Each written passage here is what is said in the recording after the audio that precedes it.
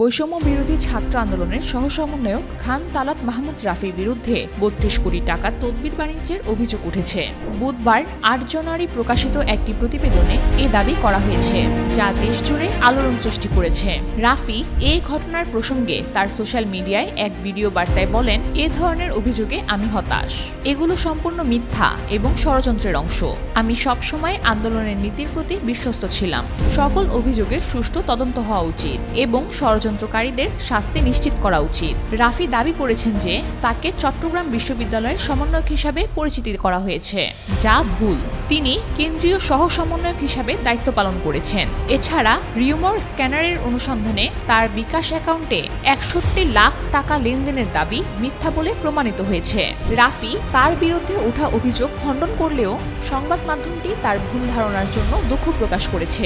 এ ঘটনায় এখন পর্যন্ত তদন্ত প্রক্রিয়া চলমান।